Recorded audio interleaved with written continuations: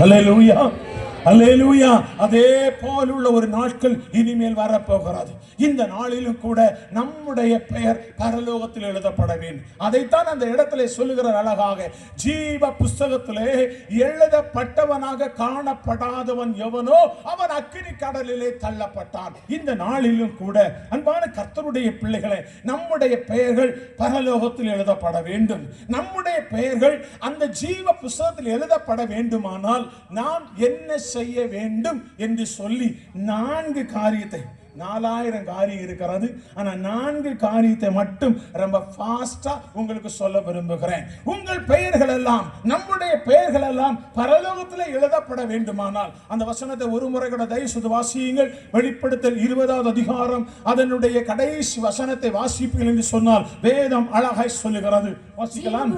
ஜீவ புஸ்தகத்தில் எழுதப்பட்டவனாக காணப்படாதவன் எவனோ அக்கினி கடலிலே தள்ளப்பட்டான். அதாவது பயங்கரமான வேதனை நிரம்பிய இடம், பயங்கரமான சஞ்சல நிரம்பிய இடம், பயங்கரமான போராட்டம் நிரம்பிய இடம், அக்கினி கந்தகமும் எரிகிற கடல். அதாவது சொல்லுகிறார் பாருங்க, ஜீவ புஸ்தகத்திலே எழுதப்பட்டவனாக காணப்படாதவன். இந்த நாளிலே நம்முடைய பெயர்கள் ஜீவ புஸ்தகத்தில் எழுதப்பட வேண்டும். அப்படி ஜீவ புஸ்தகத்திலே நம்முடைய பெயர்கள் எழுதப்பட வேண்டுமானால் நாம் 4 காரியங்கள் செய்தாக வேண்டும். இந்த 4 காரியத்தையும் நாம் நடப்பிப்போமானால் நம்முடைய பெயர்களை கர்த்தர் ஜீவ புஸ்தகத்தில் எழுதி வைத்திருப்பார். இந்த நாளிலும் கூட அந்த ஜீவ புஸ்தகத்தில் ஆண்டவர் யார் யாருடைய பெயரை எழுதி வைத்திருக்கிறார், நம்முடைய பெயர்கள் அங்கு எழுதப்பட்டிருக்கிறதா என்கிறதை நாம் இன்றைக்கு தியானிப்போம். வாசியங்கள் பார்க்கலாம். முதலாவதாக ஆண்டவர் யாருடைய பெயரை ஜீவ புஸ்தகத்தில் எழுதி வைத்திருக்கிறார் தெரியுமா? எல்லாருடைய பெயரை கர்த்தர் எழுதி வைக்கிறது கிடையாது. இந்த பூமியில் ஆண்டவரை ஆராதிக்க வருகிற அத்தனை பேருடைய பெயரை ஆண்டவர் எழுதி வைப்பது இல்லை. ஆனால் சில பேருடைய பெயரை மட்டும்தான் அவர் அந்த புஸ்தகத்தில் எழுதி வைக்கிறாராம். முதலாவதாக ஆண்டவர் யாருடைய பெயரை ஜீவ புஸ்தகத்தில் எழுதி வைத்திருக்கிறார் என்றால் வேதம் அழகாய் சொல்லுகிறது. சங்கீதங்களின் புஸ்தகம் 87வது சங்கீதம் அதனுடைய 4, 5, 6 வசனத்தை வாசிக்கலாம். சங்கீதம் 87 அதனுடைய 4, 5, 6 வசனத்தை வாசிக்கலாம். என்னை அறிந்தவர்களுக்குள்ளே ராகாபையும் பாபிலோனையும் குறித்து பேசுவேன். என்னை அறிந்தவர்களுக்குள்ளே ராகாபையும் பாபிலோனையும் குறித்து பேசுவேன். இதோ பெலிஸ்தியரிலும் தீரியரிலும் எத்தியோப்பியரிலும் கூட. அந்த வசனம் எனக்கு நன்றாக பிடிக்கும். பெலிஸ்தியரிலும் தீரியரிலும் எத்தியோப்பியரிலும் கூட. எத்தியோப்பியர் என்று சொன்னா யாருமே விரும்பப்படாதவன், கருப்பினத்தவர்கள். அந்த எத்தியோப்பியரிலும் கூட அழகான வசனம் சொல்லுகிறது அல்லவா? எத்தியோப்பியன் என்று சொல்லல, எத்தியோப்பியரிலும் கூட வாசிக்கலாம்.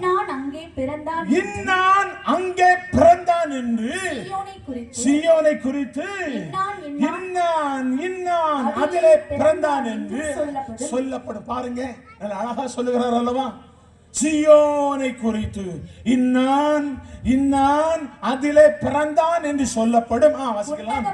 உன்னதமானவர் தாமே அதை ஸ்திரப்படுத்துவார். இவன் தான் ஜீவ புஸ்தகத்தில் எழுதப்பட வேண்டியவன், இவன் தான் பரலோகத்திற்கு வர வேண்டியவன், இவன் தான் மேன்மை அனுபவிக்க வேண்டியவன் என்று சொல்லி உன்னதமானவர் தாமே அதை ஸ்திரப்படுத்துவார். கிளிவாசிக்கலாம். நன்றாக கவனிங்க, எனக்கு இந்த வார்த்தை நன்றாக பிடிக்கும். கர்த்தர் ஜனங்களை பெயர் எழுதும் போது, அப்படியானா பரலோகத்திலே எழுத்து வேலை செய்கிறது யாரு?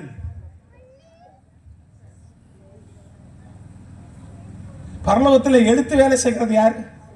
ரைட்டர் யாரு? கர்த்தர் செய்கிறாராங்க. இந்த பூமியில இருக்கிற சர்ச்சில எல்லாம் இருக்கிறவங்க எழுத்து வேலை செய்கிறவனுக்கு ஒரு 50 ரூபா கொடுத்தா போதும், நம்ம பேர் அங்க டாப்ல என்ன செய்திருவான், எழுதி வச்சிருவான்.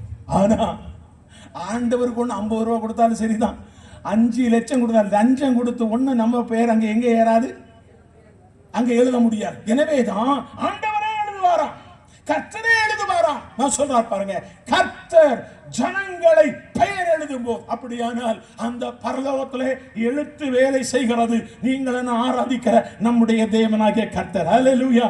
ஏன் தெரியுமா? தூதனிட ஒரு தூதனை நம்பி வைத்தா போதும், அந்த தூதனுக்கு 50 ரூபாய் கொடுத்தா போதும், அவன் என்ன செய்திருவான்? எழுதி வச்சிருவான். அதனால தூதனை கூட நம்ப மாட்டாராம். இன்னும் என்னை கேட்டா நான் சொல்லுவேன், இந்த உலகத்தில் இருக்கிற ஊழியக்காரனை கூட நம்ப மாட்டார்.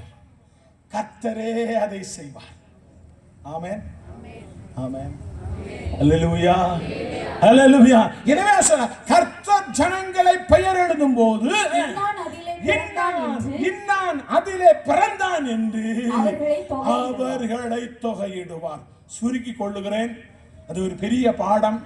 அவர் சொல்லுறார் பாருங்க, கர்த்தர் ஜனங்களை பெயர் எழுதும் போது இன்னான் அதிலே பிறந்தான் என்று கர்த்தர் ஜனங்களை தொகையிடுவார், டோட்டல் போடுவார். சுருக்கி கொள்ளுகிறேன், அதாவது யார் யார் பிறந்தார்களோ பிறந்தவருடைய பெயரை எல்லாம் கர்த்தர் பரலோகத்தில் எழுதி வைத்திருக்கிறார். ஆமென். அப்படிதான் அந்த வசனம் சொல்லுகிறது. மறுபடியும் அந்த கடைசி வசனத்தை ஒரு முறை கூட வாசிங்கள் பார்க்கலாம். கர்த்தர் ஜனங்களை பெயர் எழுதும் போது இன்னான் அதிலே பிறந்தான் என்று அவர்களை தொகையிடுவார். யார் யாரெல்லாம் பிறந்தார்களோ பிறந்தவருடைய பெயரை கர்த்தர் ஜீவ புஸ்தகத்தில் எழுதி வைத்திருக்கிறார். பிறந்தவருடைய பெயரை கர்த்தர் பரலோகத்தில் எழுதி வைத்திருக்கிறார். அல்லேலூயா. உடனே எல்லாரும் உங்களுக்கு ரொம்ப சந்தோஷமா வந்துருமே, நான் பிறந்துதான் வந்திருக்கிறேன், அதனால என் பேர் அங்க. ஏங்க, இந்த பூமியில பிறந்த போது நம்முடைய பெயர் பிறப்பு இறப்பு கணக்கெடுக்கிற இடத்தெல்லாம் எழுதப்பட்டது. பரலோகத்தில் எழுத வேண்டுமானா நாம் தேவனால் பிறக்க வேண்டும். அல்லேலூயா, அல்லேலூயா. தேவனால் பிறந்தவருடைய பெயரை கர்த்தர் பரலோகத்தில் எழுதி வைத்திருக்கிறார். இந்த பூமியில பிறந்தோமானா அந்த நம்முடைய பெயர் எங்க தெரியுமா இருக்கும்? இந்த பூமியில பிறந்தா நம்முடைய பெயர் இங்க எழுதி வைப்பாங்க. முக்கியமா அது ரேஷன் கார்டுல இருக்கும். எங்க இருக்கும்? Ration card. ரேஷன் கார்டுல நம்முடைய பெயர் இருந்தா என்ன கிடைக்கும்னு சொன்னா, ரேஷன் கார்டுல நம்முடைய பெயர் இருக்குமானா என்னெல்லாம் கிடைக்கும் சொல்லுங்க? அரிசி, பருப்பு, பாமாயில். அழகா சொல்றாங்க, கர்த்தர் ஆசீர்வதிப்பார். அரிசி கிடைக்கும், பருப்பு கிடைக்கும், பாமாயில் கிடைக்கும், மண்ணெண்ணெய் கிடைக்கும், சீனி கிடைக்கும், கிரைண்டர் கிடைக்கும், மிக்ஸி கிடைக்கும், டிவி கிடைக்கும். அல்லேலூயா. ஆனா இந்த பூமியிலே பெயர் எழுதப்பட்டா இவைகள் கிடைக்கும். ஆனா பரலோகத்திலே பெயர் எழுதப்பட்டால் பரலோக ஆசீர்வாதம் கிடைக்கும், பரலோக ஞானம் கிடைக்கும், பரலோக கிருபை கிடைக்கும், பரலோகத்தின் ஐஸ்வர்யம் கிடைக்கும், பரலோகத்தின் மேன்மை கிடைக்கும், பரலோகத்தின் விடுதலை கிடைக்கும், பரலோகத்தின் சமாதானம் கிடைக்கும். அதாவது பரலோகத்தில் பெயர் எழுதப்பட்டால் பரலோக ஆசீர்வாதம் கிடைக்கும். ஹல்லேலூயா. அதைத்தான் அவர் சொல்றார் பாருங்க. இந்த பூமியிலே பிறந்தவனுடைய பெயரை கர்த்தர் எழுத. ஏற்கனவே தாவீது சொல்லுவது சொல்லுவான், என் தாய் என்னை பாவத்தில் கற்பந்தரித்தாள், நான் துர்க்குணத்திலே உருவானேன் என்று சொல்லி அவன் புலம்புவான். அப்படியானா இந்த பூமியிலே ஒரு மனிதன் பிறக்கிறான் என்று சொன்னால் அவன் பாவத்திலே பிறக்கிறான், துர்க்குணத்திலே பிறக்கிறான், அடிமைத்தனத்திலே பிறக்கிறான். ஆனா ஒரு தேவனுடைய பிள்ளையினுடைய பெயர் பரலோகத்தில் எழுதப்பட வேண்டுமானால் அவன் தேவனால் பிறக்க வேண்டும். அதைத்தான் நம்முடைய ஆண்டவராகிய இயேசு சொல்லும்போது அழகாய் சொன்னார். யோவான் எழுதின சுவிசேஷ புஸ்தகம்